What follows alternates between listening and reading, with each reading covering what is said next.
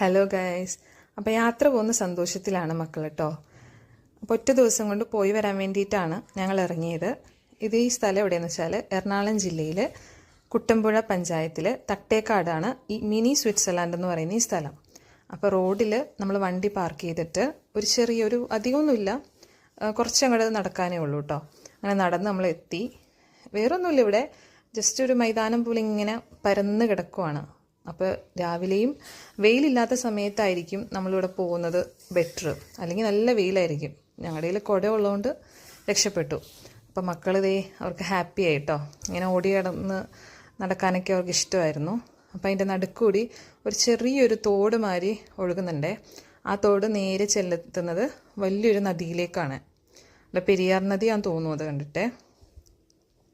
അപ്പോൾ അതേ മക്കളൊക്കെ വെള്ളത്തിൽ കളിക്കുന്നുണ്ട്. ചെറിയൊരു തോടാണ്, അങ്ങനെ നടുക്കിൽ കൂടി ഇങ്ങനെ നീളത്തിൽ കുഞ്ഞിത്തോട് ഒഴുകുന്നുണ്ട്. ഇതൊക്കെ ആ തോടിൻ്റെ ഭാഗമാണ് കേട്ടോ.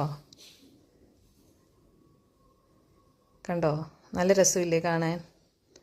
അപ്പം മക്കൾക്കൊക്കെ ഇഷ്ടമായി, ഇങ്ങനെ ഓടിക്കളിക്കാനും ഒക്കെ ആയിട്ട് ഇങ്ങനെ നടക്കുമായിരുന്നു. പക്ഷെ വെയിൽ മാത്രം ഒരു ബുദ്ധിമുട്ടുണ്ടായിരുന്നുള്ളൂ, ബാക്കിയൊക്കെ കൊണ്ട് സുഖമായിരുന്നു.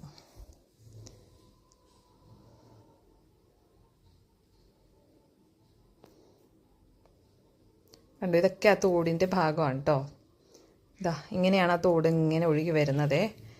കണ്ടോ, മൈതാനം പോലെ ഇങ്ങനെ പുല്ല് പിടിച്ച് ഇങ്ങനെ കിടക്കുവാണ്. നല്ല രസമുണ്ട്. വൈകുന്നേരമൊക്കെ വന്ന് ഇരിക്കാൻ പറ്റിയ സ്ഥലമാണ് കേട്ടോ ഇത്. മക്കളൊക്കെ ദൂരെ ഓടി നടക്കുവാണ്.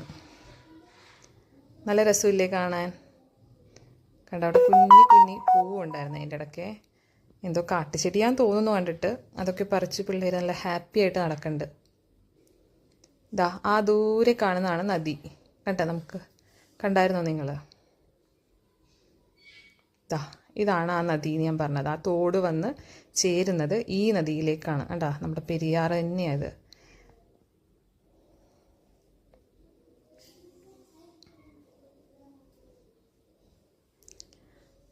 നല്ല വെയിലായിരുന്നു കേസ് ഞങ്ങൾ പോയ സമയത്ത്. നമ്മുടെ പെരിയാർ നദി നല്ല അടിപൊളിയായിട്ട് ഒഴുകുന്ന കണ്ടോ. അവസാനമായപ്പോഴത്തേക്കും മക്കളൊക്കെ ടയേർഡായി, വെയിലായതുകൊണ്ടേ. അങ്ങനെ അവിടെ ഇരുന്ന് ബിസ്ക്കറ്റൊക്കെ കഴിക്കാൻ തുടങ്ങി.